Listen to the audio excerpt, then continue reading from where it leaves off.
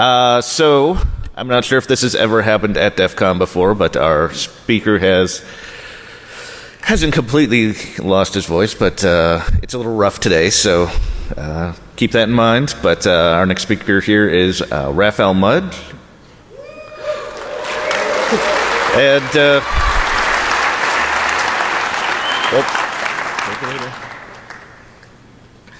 thank you. I'm not that worried about losing my voice. I look at this room and I see a lot of my close friends, and I just feel like I'm amongst family. So I'm really looking forward to sharing something I've been working on for a while with you, and thank you for being here.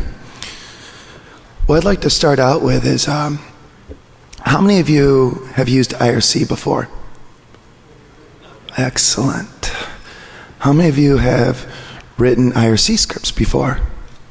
Oh, my kind of people. Now I'd like to ask, how many of you have written or used like the IRC war scripts back in the 90s? Yeah. I'm 32 years old now, and I feel like I've regressed to 14. I'm making hacking tools, and I'm making hacking tools that feel like the IRC stuff I did in the 90s. And I'm trying to make my hacking tools more like the IRC tools I had in the 90s. So we're going to talk about that today. And we're going to talk about something called Cortana. What Cortana is, well, first off, how many of you know Armitage? Okay, great. Cortana is a scripting language for Armitage. I'm actually trying to make Armitage scriptable so you can actually add features to it, write bots. Here are the things we're going to talk about. Really important. I'm really honored by this. This work was made possible through DARPA's Cyber Fast Track program. So thank you, Mudge. I really greatly believe in your vision and what you're doing with that, and thank you for letting me be a beneficiary of that. And I hope you guys like what I've put together. Here's what this talk is not. Cortana it's a programming language. It does a lot of stuff. So this is not a tutorial. And some of the features I'm just not going to cover.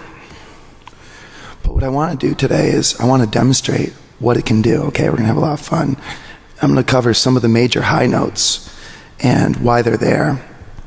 And my goal is I just hope you, after this, are encouraged to go out and try it. I look forward to seeing what you do. A little bit about me. I started out IRC in the 90s. I wrote an IRC client called JIRC2. I know Dan is in the audience. He's a JIRC2 fan. I'm also the developer of a programming language called Sleep. I wrote it in 2002 and was very active on it until 2009. I'm also a developer of Armitage, and because the work I've done the past year has kind of taken over my professional life, I started a company, actually my personal and professional life, I won't lie. I started a company this year, Strategic Cyber, and make software for red teams, occasionally do research. You can learn about that at advancedpentest.com. This is from my IRC client. It's an Easter egg, but it's from an MIRC add-on that was published in the 90s to make fun of me.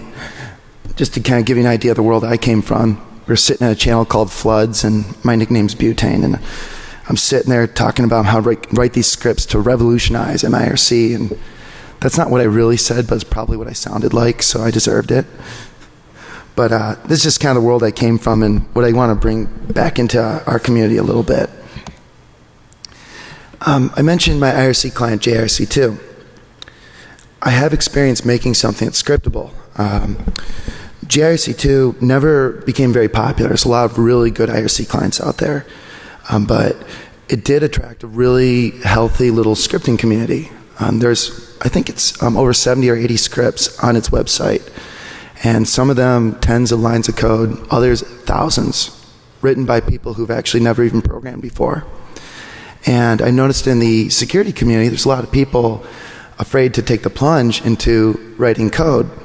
And so I wanted to create something where people who haven't programmed before have a friendly path to develop something useful, share it with others, and hopefully get hooked on the bug of programming.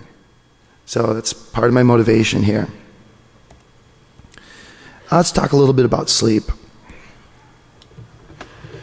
As I mentioned, I started working on sleep 2002.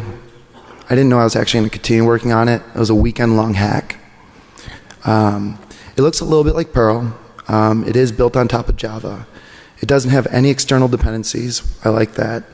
It's very small. It's one file, 250 kilobytes. The nice thing about Sleep and my original purpose behind it was to make a base language, okay, that I could extend with new constructs to make the language really friendly to whatever purpose I wanted. Of course, my first round of that was a chat program, and I thought it worked really well there. With all things, I document everything. So Sleep has a nice 200-page manual, but the same thing is available online for free and always has been, probably always will be. So this was a labor of love, if anything.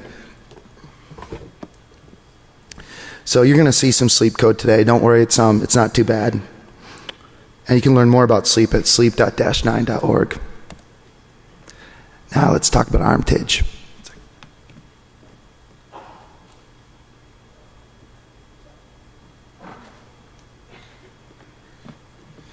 You know, some really nice folks at Starbucks let us cut in line, and when they heard what was happening, they actually bought the tea and the honey. That was really nice of them. So let me continue on with Armitage. Armitage, for those of you who don't know it, seems like most of the room does. It's a graphical user interface for Metasploit. And it's gone pretty far in the past year and a half it's been out, and I've been really pleased with it. Most people know it as a GUI. I think of it as a red team collaboration tool. And what's possible with Armitage is I can set up a team server that wraps Metasploit and makes it safe for multiple people to use at the same time. And using that central team server, a whole team can actually break into a network, work through one foothold, pivot through it, and share the same accesses and the same data. It's really cool. I've taken it to a lot of exercises, and I speak about it pretty regularly. So there's a lot of material online about that. Now let's talk about Cortana, because we've got this ability for humans to interact with each other, right? Well, the question with Cortana was, what happens when I add bots into the mix? And so created this scripting language based on Sleep to automate the Metasploit framework and to extend Armitage with new features, just like the IRC clients, the active scripting communities did in the 90s. Why do we want to do this? Well, one, if you've got bots, you can delegate work to them, and you can scale your red team activities. We'll talk about that. The reason for scripting Armitage, I feel like as a community, we have a wealth of great standalone capabilities. I mean, we are a very, very wealthy community in terms of capability, but there's not a lot of glue out there. And I like the Metasploit framework. It's made a lot of inroads, but there's nothing there for adding a user interface on top of it and extending that. And so that's why I want to make Armitage scriptable. Here's kind of how it works. It's possible to load Cortana scripts into Armitage. I had to come up with an extension, something that said Cyber, something that said Cortana, so I went with CNA. It's a good acronym. But it's possible to load multiple scripts into Armitage, standalone or with a team server, you can do that. And Cortana itself exists as a standalone interpreter, okay? And I can load as many scripts as I want into this headless, standalone container for bots. And one of the things the language enforces is isolation between each of the bots. So you don't have to worry about this other script that's loaded and deconflicting with it. This is all built into the language. Lessons learned from my past experience doing this.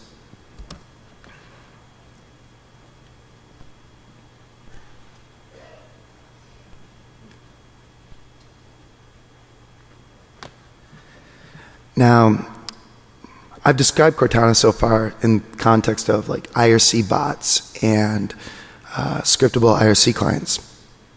Well, really, the academic way of describing it is I see the combination of Armitage and its team server, the Metasploit framework, and now Cortana as pieces in a multi-agent system for red team operations. And so Cortana is the domain-specific language to write agents that do whatever we want them to do, respond to things that happen. The team server provides the communication layer and the deconfliction of the agents. Metasploit offers an agreed-upon vocabulary for our data. And if anybody here has ever built a multi-agent system in a committee, you'll know that that is something that will never get done and the project will stall for years. The other nice thing about the Metasploit framework is all of its modules are great verbs, actions for these simulated humans, these bots to do, things they can do. And there's a lot of capability there. And of course, Cortana gives us the ability to take any of those verbs, do something with them. Cortana gives us the ability to, when something happens, react to it. Just like in writing an IRC bot, when there's a new message in the chat room, do this. Well, in Cortana, it's, hey, when I see a new host, do this. Or when a compromised host, a session opens up, do this. And one of the challenges, though, in this kind of system is positive control. And so it's not so much the topic of this talk, but a lot of the reason this was a DARPA effort was to actually research those issues and come up with a few simple ideas and try them out for assuring positive control to debug, understand, and rein in these agents, keep them from taking over the world. If you've ever read the book Daemon, my goal is kind of make a system that would enable somebody crazy to do that.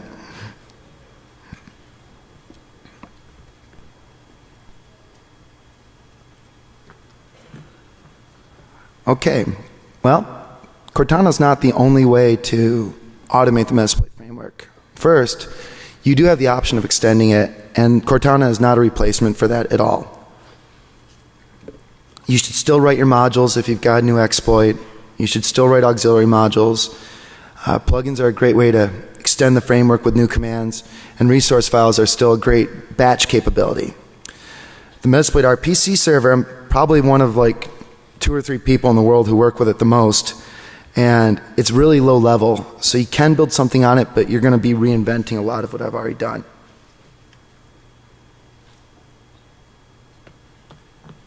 But I do like it because it's well thought out, and I want just really basic primitives so I can build what I've done. So, and of course there's MSF CLI, which is a command line interface to the Metasploit framework, and that's good for maybe embedding to a script, but this is different in the sense that we're writing these bots that are long running and we can extend our hermitage. Now let's go into some uses. First, I want to give you some background. I've mentioned that Cortana can respond to events as they happen. Okay? And here's how that works and what it looks like. In Cortana, the syntax to say I want to respond to an event is this. On some event, whatever it is, I get back a bunch of arguments and I can respond. That's it. I can declare as many of these as I want, and that's how you respond to an event listener. By the way, what I'm going to show throughout this talk, though, is what I call the declarative syntax, meaning I'm just telling the program what I want, but there's actually a syntax where you can hook an arbitrary event and give it an arbitrary function. Like, so there's kind of the power user equivalent, but this is the easier to read one. Here's the way a lot of events are driven. For example, Cortana is constantly pulling the Metasploit framework, the database it uses, and it's pulling back all the tables. And there's actually a really efficient protocol where when Cortana says, hey, I want new data, I want to know what you've got, here's a hash of what I've got. It'll send that when it requests an update, and if the server says, hey, the data hasn't changed, it'll say, oh, okay, and nothing's transmitted. So it's very efficient. And the way it works is I have the old data and I have the new data, and I compare the two, and I say, hey, in the case of hosts, I say, okay, hey, from the old data to the new data, some of this stuff's missing. Well, I fire a host remove event that scripts can respond to. Or I say, hey, I see a new host. I'm going to fire a host add event. And what that gives me the ability to do is take anything that is part of this working set of data available in the Metasploit framework, and it gives me the ability to respond to it in a very easy, intuitive way. And I'm already doing all this data synchronization anyway, so this is kind of a free on top of what we already have. Here are the data events that Cortana fires events for. The Metasploit credentials table, hosts, loots, the routes, what pivots you've set up, which services are seen. Can actually declare an event, for example, on service add 22, and see when the Metasploit framework becomes aware of a new system with SSH open. And it doesn't matter how it figured that out. Maybe somebody launched a module and found it. Maybe somebody imported it. And of course, I can fire events surrounding sessions as well. Now a little story.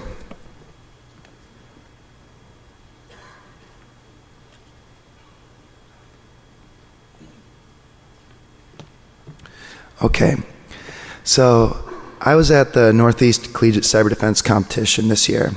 I've done it every year since 2008. I really love the event.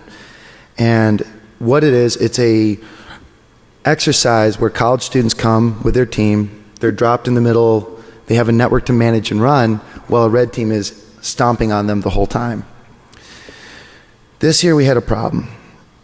There was a new organizers, and they decided to give the students all patched systems. And I guess they said the XP image that was vulnerable, something went wrong with it, so they swapped it out for a new Ubuntu image. Thanks. You mean expect me to come to these events and hack?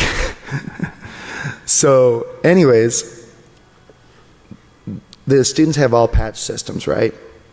And they, on top of that, the organizers decided to firewall the red team off from the competition for the first hour. Okay? So not only did we not have a possible exploit vector, but we couldn't use default creds either.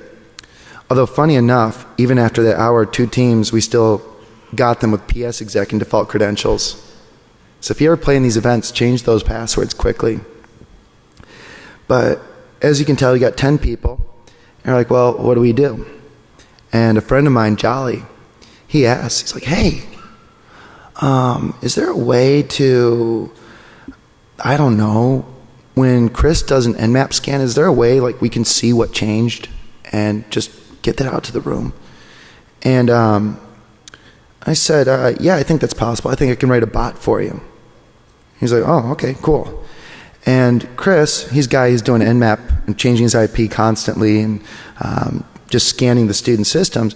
Chris, he's like, Raph. I'm like, yeah, Chris. He's like, your little bot's kind of cool, but I don't want to import an Nmap scan every minute. And I'm like, oh, I understand. Can you automate it? Sure.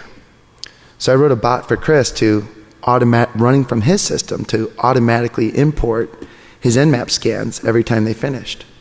Okay, the ones he was doing on his system.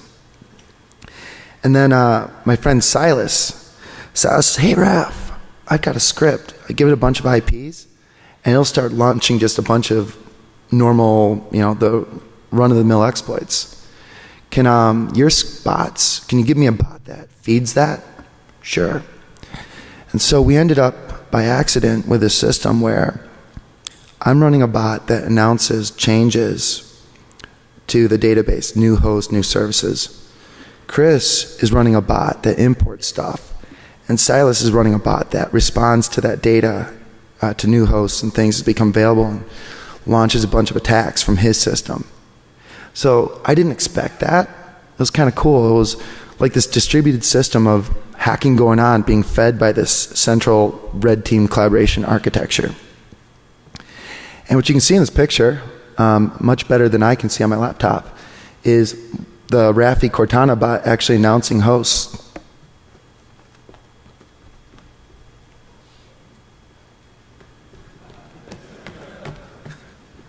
If there's a cameraman, I'm sorry, I like to move around. And I just have to show this. This is because I thought it was a momentous occasion. This is Chris editing his Nmap importer bot. And I'm like, oh, Chris, you're the first Cortana programmer besides me. By the way, you want to know who the second one is? There's a student from Land O'Lakes University found the Cortana code and package on my in a hidden directory on my web server like a month ago, and he's been playing with it since and emailing me. And by the way, I just laughed. I thought it was great, and so I forgot his name, but I just props to him. It's just I thought that was pretty cool. So I guess he would be the second one. So let's go ahead and do a demo. There's a lot of demos in this talk, by the way.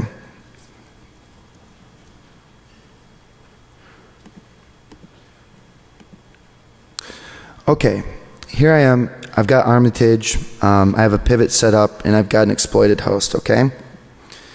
And earlier, I gotta admit that T really helps. My voice is much better than I thought it would be.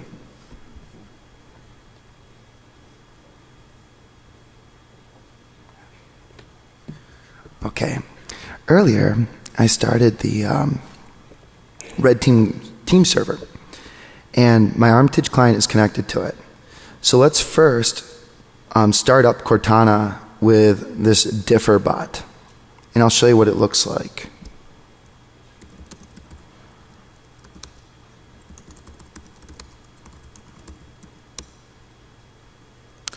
This is the entire differ bot. On service add, say, hey, I see this host, this port, and the banner information for that particular service if we have it. That's not too hard, is it? A nice thing is for people who are novice programmers, they like to copy and paste stuff. So there's no object-oriented hierarchy in this. It's pretty much everything you use, you can copy and paste and it'll work elsewhere. So very novice-friendly in that sense. So yeah, this is that whole bot. I'll just change it to convince you, not faking my demo. There we go. Now, let's run Cortana headless.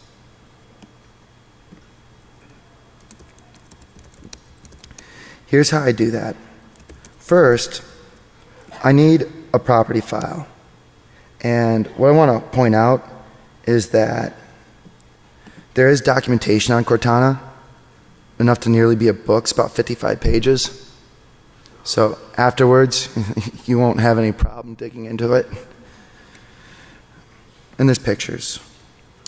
But what you have to do is first create a property file and say, hey, here's how I want my bot to connect. And then to run it, all you do is java-jar, cortana.jar, defcon.prop, and give it the path to your bots.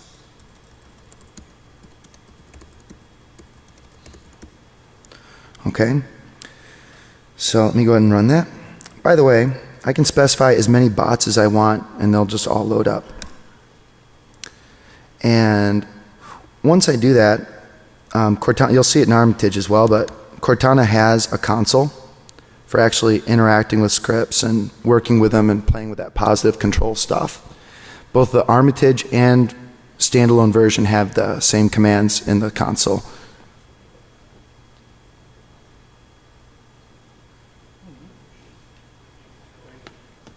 Thank you, I just caught that. I heard you can't see the whole screen. I did not come here to cheat you guys out of screen space, I promise. Some people are happy to have me talk less, so. Let's do something I didn't practice because I love doing that. Remember I mentioned that we have all these tools to understand our agents? Well, kind of one of the tools is it's a tracer. So I'm going to type tron differ.cna. Got other great commands like prof and prawn. I love turning something into DARPA and being like, hey guys, check out the prawn command in my hacker tool.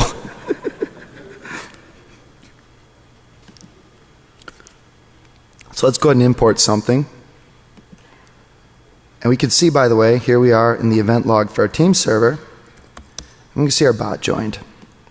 Go to hosts, import hosts.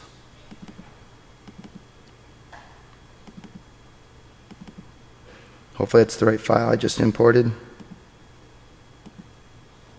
And we'll see. So unless I scan that box already.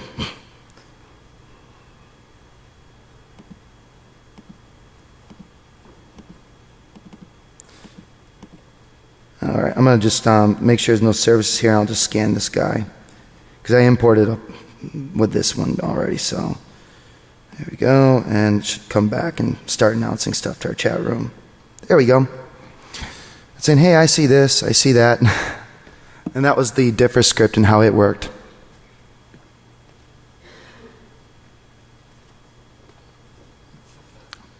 By the way, there's more to this story. So let me take you there.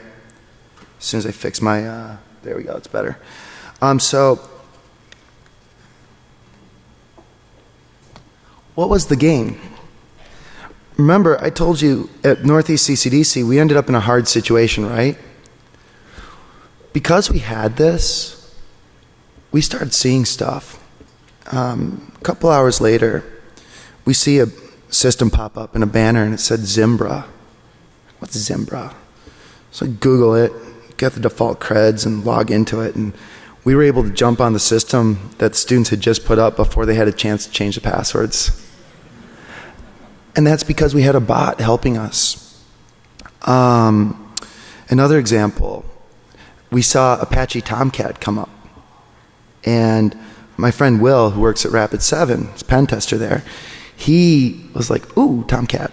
So he managed to get into that system before the students had a chance to lock it down. And so just having this situational awareness aided by bots was really, really valuable to us. Another story is, who here has used Windows Credential Editor before? A few of you. It's a really awesome tool. You should Google it probably while I'm talking right now. It's really that cool. What it does is it pulls plain text credentials out of memory, okay, for the user it's logged in. And I wrote a bot for some other events that would every 10 minutes sweep through all the hosts we had access to, run this tool, parse its output, and make the passwords and usernames available to our whole team. So another example of bots just helping with the tedious work.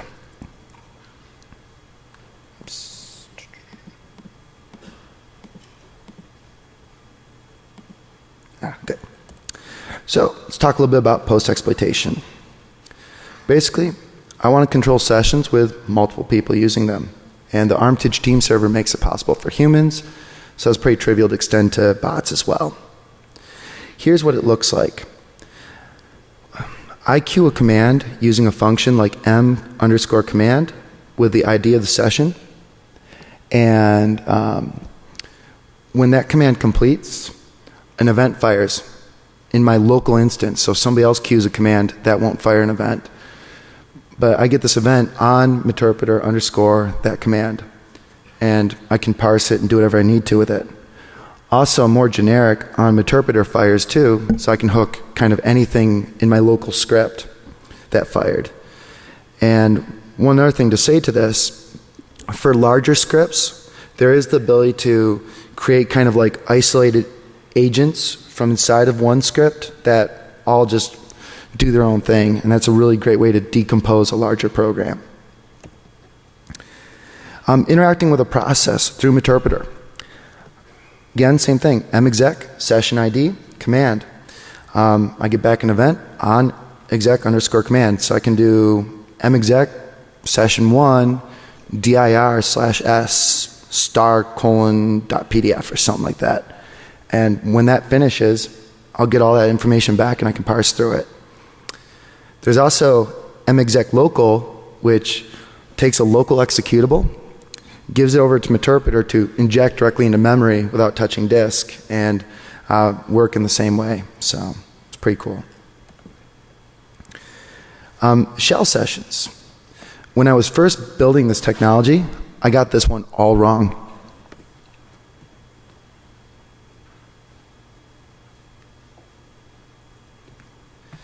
I couldn't interact with a dumb command shell in the same way I'd interact with interpreter, but then I came up with something that just didn't work, was really confusing to work with. So I then said, no matter what I do, I got to make this look like interpreter, so now it does. Shell command, some session ID, whatever command you want, and you get back on shell _ command, same kind of thing. So this pattern applies to whatever you're trying to interact with. Now let's have another demo. We'll load this into our bot. Oh, by the way, remember I mentioned the tracing? This is the output of all the stuff our one bot was doing behind the scenes. We'll turn that off. We don't need that. Okay, but you can see all the functions that were called, what they returned, and what file and what line number. Nice debugging tool. So let's go ahead and load another bot. It's DEFCON. Autokill, I think it was autokill.cna. There we go, good.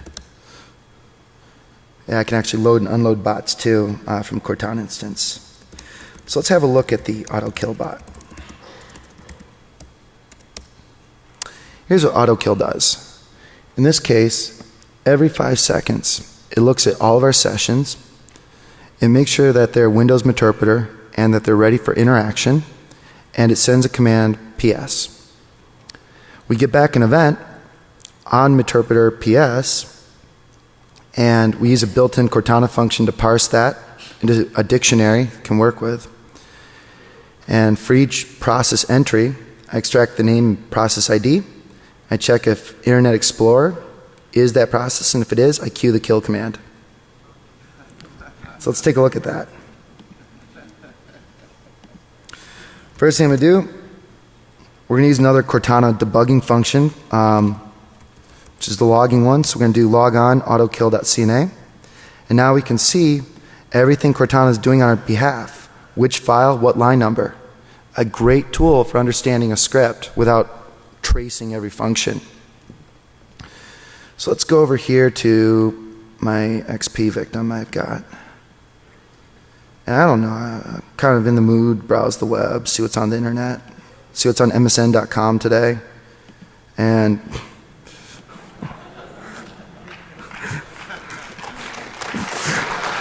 thanks.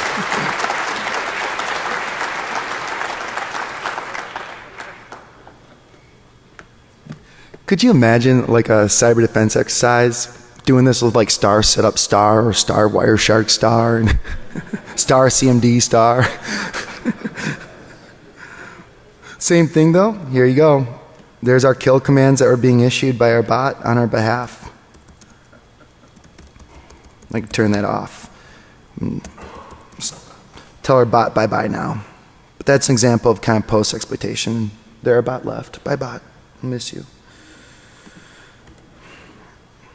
And this is just a screenshot of, I mentioned the Windows credential editor stuff. This is from the Rochester Institute Technology Information Security Talent Search, an offense and defense competition, and really great. If you can go out there, I recommend it.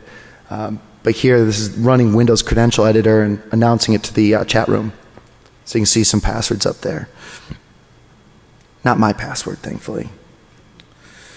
Okay, let's see here. Now, let's talk about scripting Armitage a little bit. Through Cortana, it's possible to take the default behaviors in Armitage and change them. So here's the problem. Armitage is an opinionated tool. The developer is an opinionated tool too.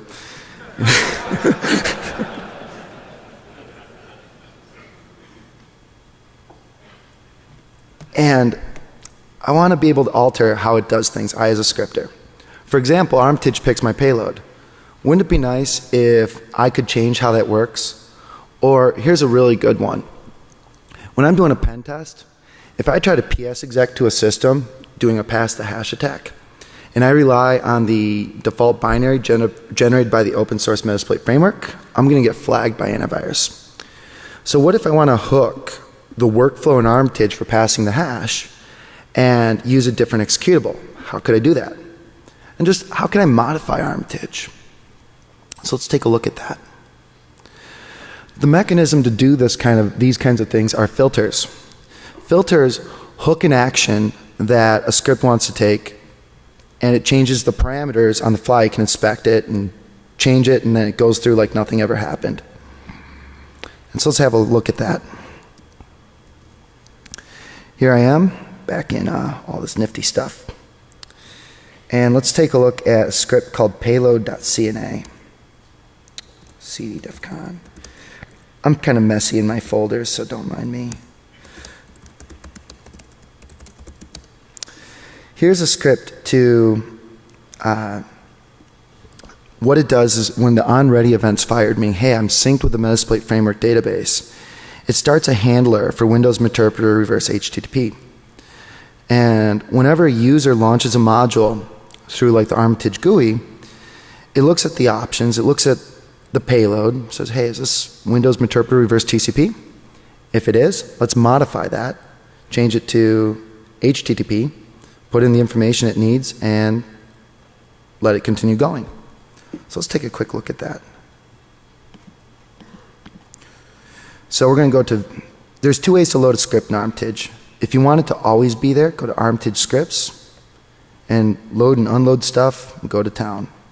If you're a developer, go to View, Script Console, and you get that same console we saw in the command line. A little nicer though because it has tab completion. So I'm going to load Armitage, defcon, payload, payload.cna. There we go. Started the multi-handler for us, if I see that. So let's go ahead and launch an exploit against the system. You know, really exciting. Do the classic MSO867. So I'm feeling lazy. And we'll tell it to use a reverse connection. Press launch. And what you see is here's our payload, Windows Interpreter reverse HTTP, right? I'll see if my pivot wants to behave or if the system wants to behave and it actually triggers. The main thing I want you to see though is the actual, whatchamacallit, the actual payload change. So somehow my 2003 box doesn't want to be exploited right now. It's okay. I know a way around that. Dude. If not, if this doesn't work, then I'm going to just press. Oh, I didn't make it reverse, but for my next demo, I actually need to be on that box, so we'll let that go. But that's a pretty simple example, right? Swapping a payload preference. What about the PS exec example I mentioned? Here's a little bit more complex script that I'm working on, and like I said, I'm still working on converting it from something else I used to have. But what it does, filter user launch.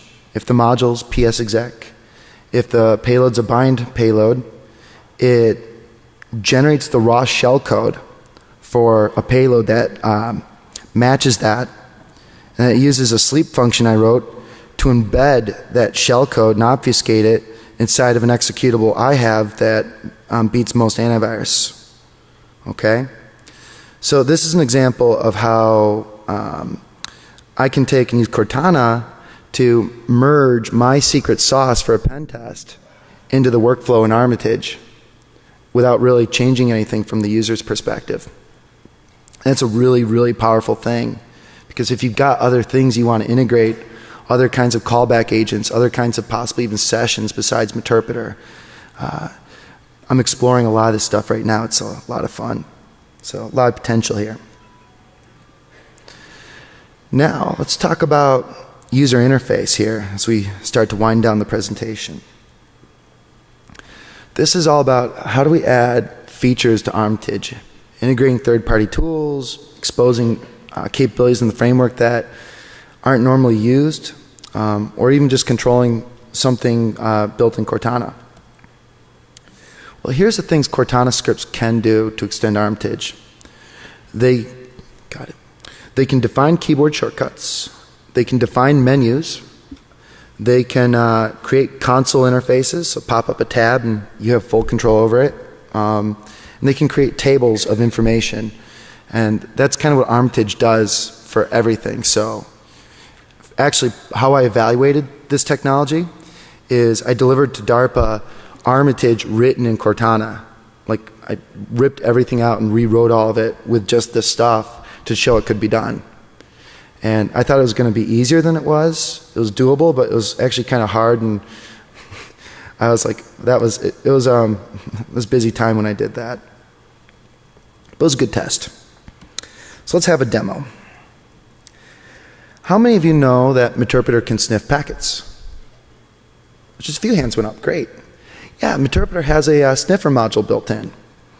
It's a little cumbersome to use, but it is there. It's pretty cool capability. So let's go ahead and load a Cortana script that lets us use it. First, if I right click on this host, I've got a Meterpreter menu, right? And you can see all the things I can do right now. Now let's go ahead and load sniffer.cna. Sniffer.cna. Great. I now have a sniffer. If I right click on this host, go to Meterpreter, I now have a sniffer menu. Everybody loves sniffers. I'm going to press start. And what it's going to do is go to that host, query all the different network interfaces on it, and it'll pop up a dialog asking me which interface I want to sniff on. I'm like, oh, okay. I'll sniff on this one. I guess I don't really have a choice, do I? So let me press sniff, start sniffer, and anybody notice what the script did? Added a little nose to indicate that we're sniffing. Scripts have a lot of power. Now, let's go do something on my victim system. Let's FTP 162.168.128, and I'll do, I don't know. Login as user voice. Got my password. Fine. Oopsies. By the way, I can still do that logging stuff I told you about. See what it's doing on my behalf. Because periodically the sniffer is pulling back packets for me and saving them somewhere I can get to them. So let's go over here. Part of the power of the Metasploit framework is not individual features, but the fact that they work well together when combined. It's like Magic the Gathering.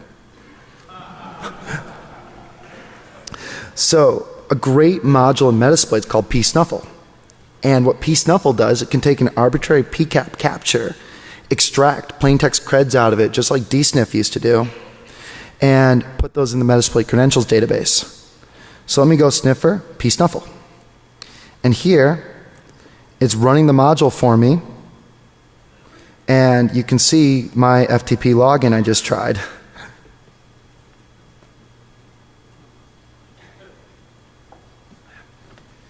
So that's an example of a Cortana script adding a new feature and exposing like the really cool stuff we can do with it in the Metasploit framework.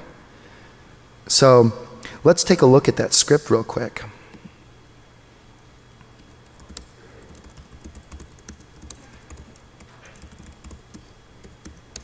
Here it is. First, I'm declaring a pop-up, a menu in Meterpreter. Bottom is the hook. Menu sniffer, item start. When it's clicked, it does this stuff. I queue sysinfo a few times to give use sniffer time to load. Once sniffer interfaces comes back, it's going to fire an event on Meterpreter sniffer interfaces. And I'm going to parse through all this, prompt you with all that information, and once you hit sniff, it's going to fire an item selected event. I'm going to issue a sniffer start command to that Meterpreter session. Pop up a message, sniffer started.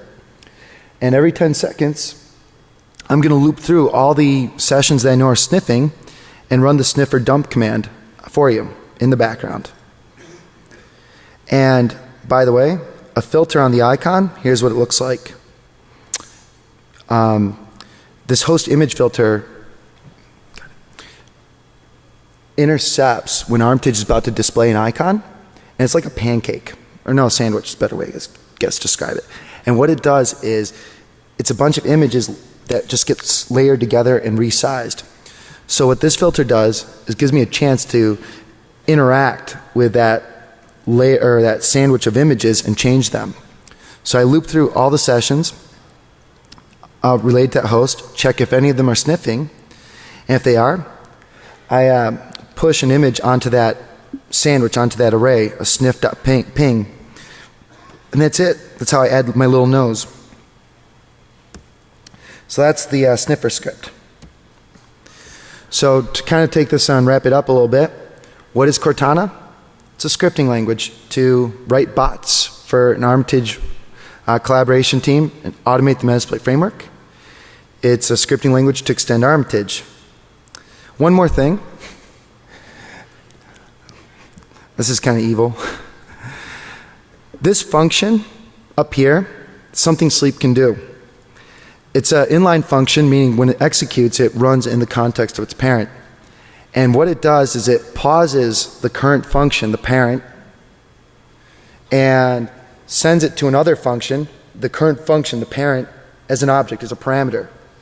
And it connects to some server elsewhere, writes this pause function out to the socket, and closes everything down. This is a way that your Cortana agents can migrate to other attack servers to build a very scary distributed botnet. And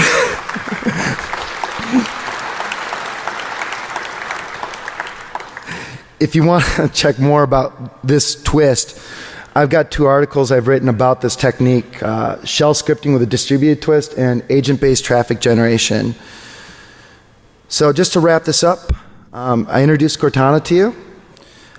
We talked about how to build distributed bots, talked about post-exploitation, how to modify how Armitage does things, and how to extend the user interface with new features. Again, I would especially just foot stomp like to say thank you to DARPA and the wonderful things going on with the Cyber Fast Track program, just fantastic opportunity. That's what made this work possible. And here's where to go next. I'm Armitage Hacker on Twitter. There's my email. You can learn more about sleep. If you go to fastandeasyhacking.com/download, or if you go to that website and click the download link, Cortana, the documentation, some of these examples are there. And I'm going to clean all of it up and merge it probably this weekend into what's in Metasploit. So thank you very much, and I'll turn it over to questions.